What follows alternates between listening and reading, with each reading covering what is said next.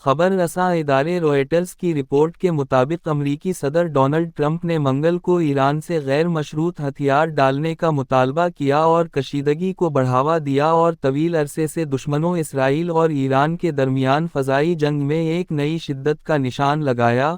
اب اسے چھٹا دن ہو گیا ہے۔ منگل کو اپنی قومی سلامتی کونسل سے ملاقات کے بعد تنازعات پر بات کرنے کے بعد ٹرمپ نے سچ سوشل پر لکھا کہ ہمیں بخوبی معلوم ہے سپریم لیڈر ایران کے آیت اللہ علی کا ذکر کرتے ہوئے کہاں چھپے ہوئے ہیں، جبکہ انہوں نے کہا کہ فی الحال ایران کے رہنماؤں کو قتل کرنے کا کوئی ارادہ نہیں ہے۔ انہوں نے مزید کہا کہ ہمارے صبر کا پیمانہ لبریز کے بعد انہوں نے تمام بڑے حروف میں پوسٹ کیا ایران غیر مشروط ہتھیار ڈالے۔ ٹرمپ نے وائٹ ہاؤس کے ایک اہلکار کے مطابق منگل کو اسرائیلی وزیر اعظم بنجمن نیتن یاہو سے فون پر بات کی تھی۔ اسی دوران امریکی صدر نے بھی تلسی کے فیصلے کو مسترد کر دیا۔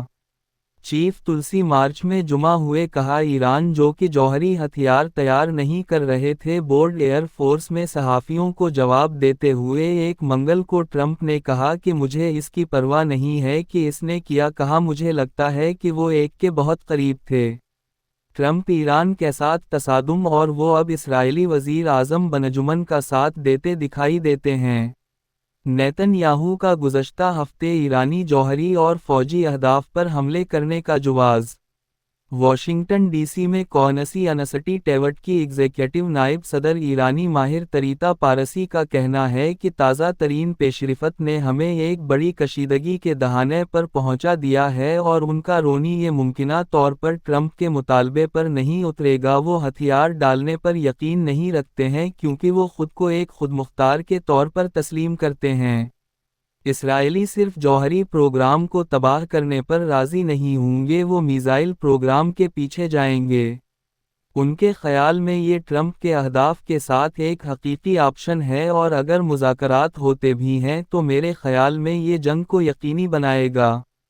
ہم مشرق وسطی میں اپنی افواج کو مزید لڑاکا طیاروں کے ساتھ تقویت دے رہے ہیں جن میں F-16 F-22 اور F-35 شامل ہیں۔ حکام کے مطابق منگل کو جنہوں نے زور دیا کہ ڈرون اور پروجیکٹائل کو مار گرانے کے لیے جیٹ طیاروں کو دفاعی طور پر استعمال کیا جائے گا۔ یورپ میں ٹینکر طیاروں کی ایک بڑی تعداد اور طیارہ بردار بحری جہاز کی تعیناتی نے ٹرمپ کو اضافی اختیارات بھی فراہم کیے ہیں کیونکہ جنگ جاری ہے۔ ایران جوہری ہتھیاروں کی تلاش سے انکار کرتا ہے اور جیسا کہ اس کے پرامن مقاصد کے لیے جوہری ٹیکنالوجی کے حق کی طرف اشارہ کیا گیا ہے جس میں جوہری عدم پھیلاؤ کے ایک فریق کے طور پر افزودگی بھی شامل ہے۔ اسی دوران اسرائیل کے اسی نیتن یاہو نے زور دے کر کہا ہے کہ وہ اس وقت تک پیچھے نہیں ہٹیں گے جب تک ایران کی جوہری ترقی کو غیر فعال نہیں کر دیا جاتا۔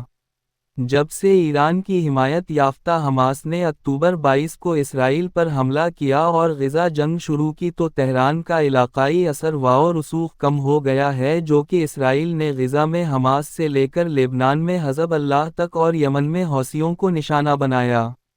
یہ ہے ریڈیو جیوے پاکستان ڈیجیٹل۔